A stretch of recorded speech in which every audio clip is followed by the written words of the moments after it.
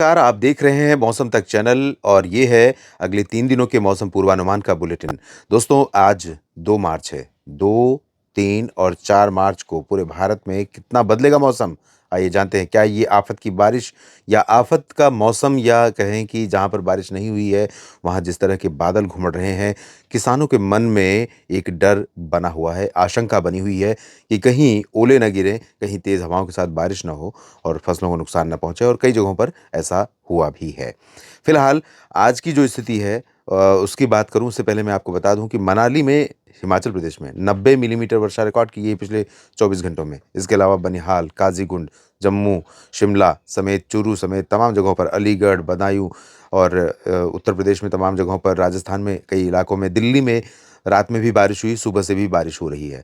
और आज की बात अब करते हैं दोस्तों क्योंकि स्ट्रॉन्ग डब्ल्यूडी बना हुआ है और मैं आपसे बार-बार यही कह रहा था कि पिछले सर्दियों के सीज़न को छोड़ दीजिए, तो इस बार अक्टूबर में सर्दी नहीं होती है, नॉर्मल मौसम होता है, मानसून जाने के बाद, उसके बाद नवंबर, दिसंबर, जनवरी, फरवरी, इन महीनों में उतने स्ट्रॉन्ग वेस्टर्न डिस्टर्बेंस नहीं आए, जितना स्ट्रॉन्ग ये सिस्टम इस समय बना हुआ है और इसका असर आज हमें जम्मू कश्मीर में कई जगहों पर बहुत भयानक रूप में देखने को मिलेगा और जम्मू, कटरा, उधमपुर यानी माता वैष्णो देवी धाम के आसपास के रीजन में बर्फ़ का अंबार लग सकता है और कुल ये जो श्रीनगर, मनाली श्रीनगर, गुलमर्ग, काज़ीगुंड, पहलगाम, सोनमर्ग, रायसी और जो कारगिल का रीजन है, उसके बाद इधर लेह लद्दाख का रीजन है, इन भागों में कई जगहों पर वर्षा और हिमपात की संभावना बनी हुई है।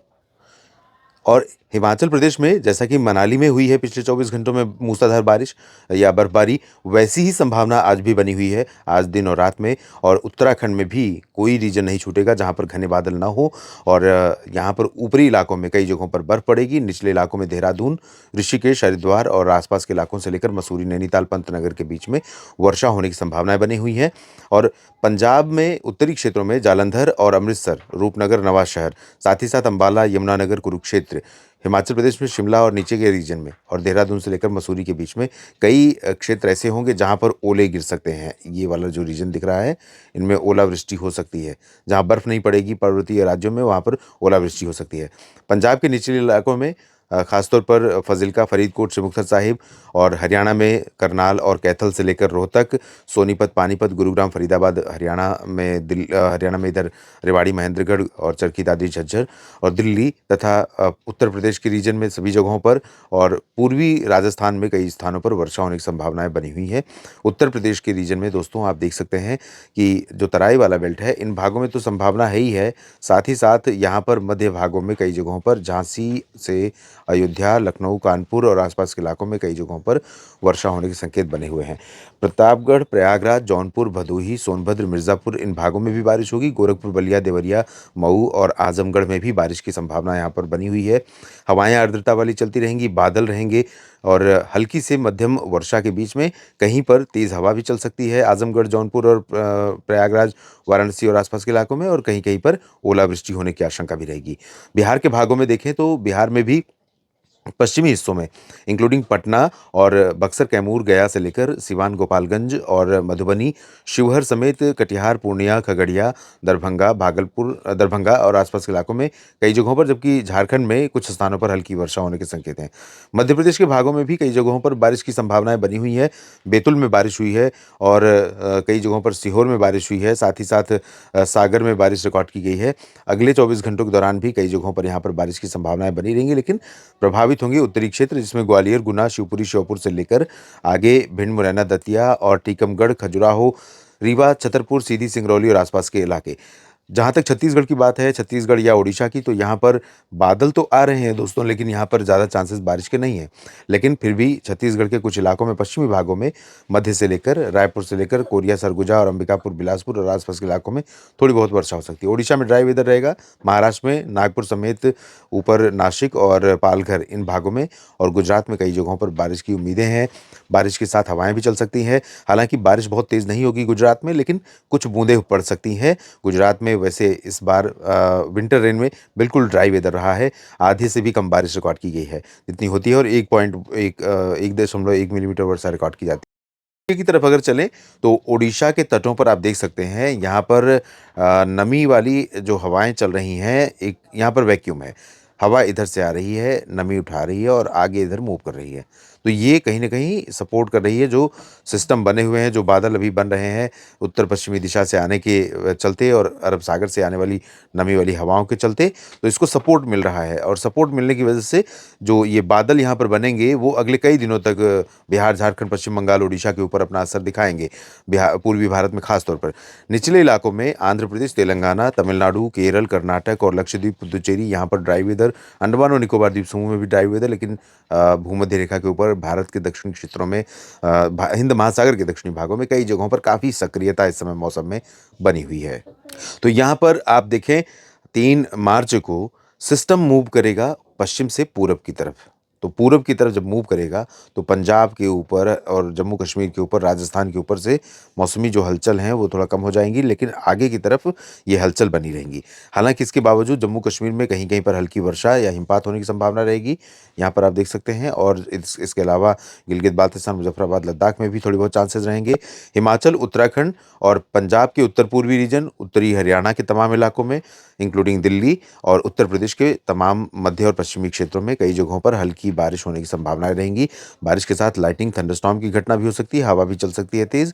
और इधर पंजाब के पश्चिमी भागों में और राजस्थान के पश्चिमी भागों में यानी कि अमृतसर, तरन तारण और इधर फ़ाज़िलका, फ़रीदकोट, मुक्तसर साहिब, बरनाला, मोगा और राजस्थान में चूरू, गंगानगर, हनुमानगढ़, बीकानेर, जैसलमेर, बाड़मेर, जोधपुर और आसपास के इलाकों में कई जगहों पर उत्तर दिशा की ठंडी हवाएँ आनी शुरू हो जाएँगी। तो यहाँ पर टेम्परेचर में शार्प डिक्लाइन अभी आपको देखने को मिलेगा, यानी कि सर्दी एक बार फिर से परेशान करेगी अभी। और तमाम इलाकों में इधर आप देखें तो पूर्वोत्तर भारत में भी बारिश की संभावनाएँ बढ़ेंगी। वजह ये है कि पश्चिम के जो सिस्टम है, वो मूव करते जा रहे हैं पूरब की तरफ। तो अरुणाचल प्रदेश में कई इलाकों में बर्फबारी शुरू हो सकती है। सिक्किम और उप हिमालयी पश्चिम बंगाल, सिक्किम का ये रीजन है और उप हिमालयी पश्चिम बंगाल का ये रीजन, तो इस जगह पर यहाँ कुछ इलाकों में थोड़ी बहुत वर्षा होने की संभावना बन सकती है और बिहार के ऊपर बादल बढ़ेंगे, बिहार के सभी रीजन को कवर करेंगे। झारखंड के अधिकांश इलाकों पर बादल पहुँचेंगे और मध्य प्रदेश के उत्तर-पूर्वी रीजन में कुछ स्थानों पर बादलों का प्रभाव बना रहेगा, थोड़ी बहुत बारिश की संभावना भी बन सकती है। महाराष्ट्र में ड्राई वेदर, गुजरात में शुष्क मौसम और तेलंगाना, आंध्र प्रदेश, तमिलनाडु, केरल, कर्नाटक, पुदुचेरी, लक्षद्वीप इन सभी भागों में ड्राई वेदर रहेगा, लेकिन महाराष्ट्र के ऊपर कुछ इलाकों में बादल कल भी बनते रहेंगे। और 4 मार्च की बात करें दोस्तों, तो 4 मार्च को देश पर गतिविधियाँ बहुत रिड्यूस हो जाएँगी और बड़ी राहत मिलेगी। राहत का मतलब ये नहीं है, मैं ये कह रहा था आपसे पहले भी कि मुंबई के ऊपर से लेकर कोलकाता तक ये सिस्टम प्रभावित करेगा। तो आप देखें इस तरह से मुंबई में भी कल मौसम बना हुआ था, आज भी मौसम बना हुआ है थोड़ा बहुत और कोलकाता में आपको तीसरे दिन यानी 4 मार्च को थोड़ी बहुत बारिश देखने को मिलेगी। और इसके ऊपर का जो पूरा हिस्सा है, चाहे वो मैदानी इलाके हों या निचले इलाके हों, पर्वतीय क्षेत्र या फिर हायर रीचेज़ हों एकदम, तो इन सभी भागों में सक्रियता रही और कई जगहों पर बारिश हो रही है, होगी।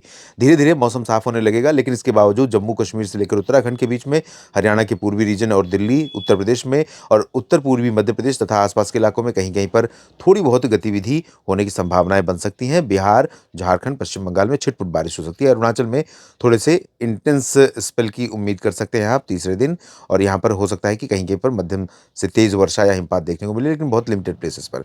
और इसके बाद नीचे के इलाकों में ड्राई वेदर रहेगा, लेकिन थोड़े से बादल केरल के तटों पर और लक्षद्वीप के ऊपर दिखाई दे सकते हैं।